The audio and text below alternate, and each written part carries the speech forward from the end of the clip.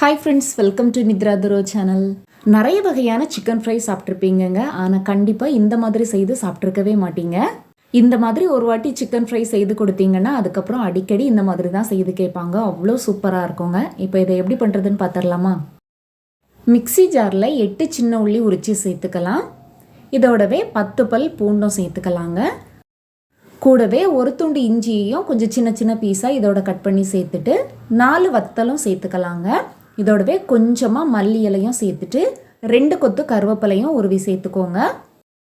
1 teaspoon பெருஞ்சீரகமும் சேர்த்துட்டு தண்ணி எதுவுமே சேர்க்காம இதை கொரப்பாக அரைச்சி எடுத்து வச்சுக்கணுங்க. இந்த மாதிரி கொரப்பாக அரைச்சி எடுத்து வச்சுக்கோங்க. 1/2 கிலோ சிக்கன் எடுத்திருக்கேங்க. அதை நல்லா வாஷ் பண்ணிவிட்டு நம்ம அரைச்சி வச்சுருக்கிற மசாலாவை இதோட சேர்த்துடலாம். மசாலா எல்லாத்தையுமே சேர்த்ததும் இதுக்கு தேவையான உப்பையும் சேர்த்து நல்லா மிக்ஸ் பண்ணி எடுத்துக்கணுங்க. மசாலா சிக்கன் எல்லாத்தையுமே நல்லா மிக்ஸ் பண்ணி எடுத்ததும் ஒரு 10 நிமிஷத்துக்கு இதை அப்படியே ஊற விட்டுடலாங்க. 10 நிமிஷம் இது நல்லா ஊறி வந்ததும் இந்த சிக்கனோடவே ஒரு முட்டை உடைச்சி சேர்த்துக்கலாம். கூடவே 2 டேபிள் ஸ்பூன் கார்ன்ஃப்ளவரும் சேர்த்துக்கலாங்க.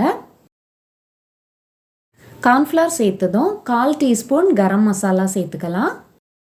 கூடவே 1/4 டீஸ்பூன் மிளகுத்தூள், 1/4 டீஸ்பூன் மஞ்சள் தூள், 1 டீஸ்பூன் மல்லித்தூள். நம்ம ஏற்கனவே இதுக்கு வத்தல் சேர்த்துருக்கோம், அதனால் மிளகாய்த்தூள் நான் 1 டீஸ்பூன் தான் சேர்த்துருக்கேன். நீங்கள் உங்களோட காரத்துக்கு எந்த அளவுக்கு தேவையோ அந்த அளவுக்கு சேர்த்துக்கோங்க. நம்ம மிளகுத்தூளும் சேர்த்துருக்கோம். இப்போ இது எல்லாத்தையுமே சேர்த்து நல்லா மிக்ஸ் பண்ணி விட்டுடலாங்க. இது நல்லா மிக்ஸ் பண்ணி எடுத்ததும் இதோட அரை எலுமிச்சம்பழத்தோட சாறையும் பிழிஞ்சு சேர்த்துக்கலாம். சேர்த்துட்டு மறுபடியும் மிக்ஸ் பண்ணிவிட்டு 20 நிமிஷத்துலேருந்து 30 நிமிஷம் வரைக்கும் இதை ஊற வச்சு எடுத்துக்கலாங்க. இப்போ எண்ணெய் நல்லா சூடாயிடுச்சு. சிக்கனை இதோட சேர்த்துடலாம்.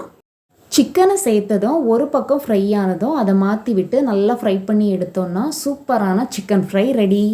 இனி சிக்கன் வாங்கும்போது இந்த மாதிரி செய்து பார்த்துட்டு எப்படி இருந்ததுன்னு சொல்லுங்கள். வீடியோ பிடிச்சிருந்தா லைக் பண்ணுங்கள், ஷேர் பண்ணுங்கள், சப்ஸ்கிரைப் பண்ணுங்கள். தேங்க்ஸ் ஃபார் வாட்சிங்.